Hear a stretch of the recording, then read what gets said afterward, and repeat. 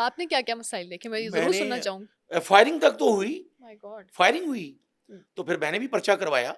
लेकिन ये है कि उसके बाद ताहिर प्रिंस की वालदा को, जिस तरह मैंने कहा कि बहुत से अच्छे पुलिस अफसर भी होते हैं, क्या?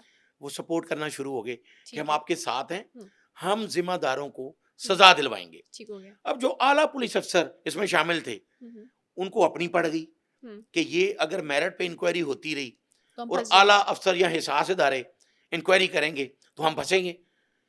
इसी दौरान बदकिस्मती से ताहिर प्रिंस की वालदा जो है वो फौत हो जाती हैं। ओहो, तो ये कोई नेचुरल डेथ थी उनकी? वो नेचुरल डेथ थी, सही। वो फौत हो जाती हैं गम से, अपने बेटे के गम से। हम्म, उसके फौत होने के बाद इस मुकदमे की पैरवी करने वाले जो उसकी फैमिली के बाकी लोग थे, हम्म, उनको कत्ल की धमकियां मिलनी शुरू हो जाती हैं सही। कि अब आपकी बारी है, आपको कत्ल कर दिया जाएगा।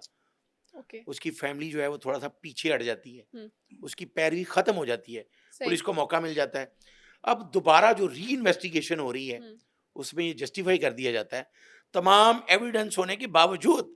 हम्म, अब पीसी होटल का एविडेंस मौजूद है, लेकिन फुटेज ये मौजूद है। जस्टिफाई ये किया जाता है कि ये ताहिर प्रिंस काली के साथ ही मौजूद था और यह पुलिस मुकाबला जो है वो असली है, और उसको जस्टिफाई करके उस केस को बंद कर दिया जाता है हमेशा की तरह। हमेशा की तरह। हम्म, आज भी बेशुमार ऐसे वाक़यात होते हैं हम्म, कि जी हाँ, उसमें जो मुकाबला था, उसमें एक बड़ा अहम जो एफआईआर में लिखा गया कि ये जो पुलिस पर फायरिंग कर रहे थे, हम्म। इनके कुछ साथी आए इनको रेस्क्यू करने के लिए, तो ये उनकी फायरिंग से मर गए। अच्छा, ये पुलिस ने नहीं मारा? ये पुलिस ने नहीं मारा, लेकिन इंक्वायरी में साबित हुआ, यहाँ तक इंक्वायरी हुई कि गोलियां भी साबित हो गई, पीसी के एविडेंस मिल गए, लेकिन जस्टिफाई कर दिया गया ये पाकिस्तान है इसलिए। तो जो हमने शुरू में बात की कि हम किसी क्रिमिनल को प्रमोट नहीं कभी भी जस्टिफाई नहीं करेंगे, लेकिन जब आज सुप्रीम कोर्ट ने ऐलान किया है, अपना फैसला जारी किया है, जुल्फकार अली भुट्टो जो पाकिस्तान का वजीर आजम था, कि गलत हुआ है, तो मेरा ख्याल है कि अगर आज भी मेरिट पे इंक्वायरी हो, दोबारा से हो, अगर ताहिर प्रिंस की फैमिली, वैसे तो वो केस खत्म हो गया, लेकिन साबित हो जाएगा कि मुकाबला भी जैली था और बेशुमार उस पर मुकदमा जो दर्ज किए पुलिस ने वो गलत थे। तो हमारा ये प्रोग्राम करने का मकसद जो है वो जरिया यही है कि एक बंदा जो स्टूडेंट लीडर था, उसने मास्टर किया, जीसी का स्टूडेंट था, वो जेल में गया, जेल में बैठ के जो बंदा एलएलबी कर रहा है, तो उसको पॉजिटिव सपोर्ट भी करनी चाहिए थी। अगर मियाँ अजहर जो गवर्नर पंजाब थे, वो उसको, या सलमान तसीर वो एमपी बनाना चाहते थे, लेकिन यहाँ पे अब हम अपने प्रोग्राम के अख्ताम पे ये ज़रूर कहेंगे कि जिस तरह DAG operation Faisal Kamran, CCP Lahore Bilal Singh Kamiana, आप आज इनका हमेशा जिक्र करते हैं। फैसल कामरान का जिक्र किए बगैर ये पॉडकास्ट इसलिए कंप्लीट नहीं होता कि अभी परसों की बात है, 2 दिन पहले उन्होंने पुलिस अफसरान पे एक और मुकदमा दर्ज किया है, जो भत्ता मांग रहे थे, 5 लाख रुपए भत्ता लिया।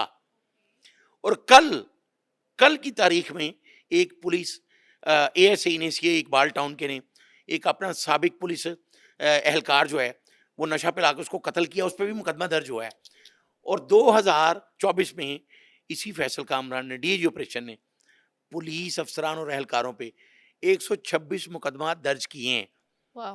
अगर ताहिर प्रिंस के दौर में कोई इस तरह का ऑफिसर होता तो शायद ताहिर प्रिंस की फैमिली को इंसाफ मिलता उसके मरने के बावजूद, लेकिन वो फाइल उसी तरह सुर्ख फीते की नजर हो गई, जिस तरह बेशुमार केस बंद हो फाइलें जो गया। है वो बंद हो जाती हैं। हाँ, कहने का मकसद ये है कि अगर वो गैंगस्टर्स था, अगर उसने कोई मर्डर भी किया था, अगर वो इस चीज़ों में इन्वॉल्व था, तब भी एक ट्रांसपेरेंट इंक्वायरी होनी चाहिए थी। जो ये बहुत अच्छी बात की।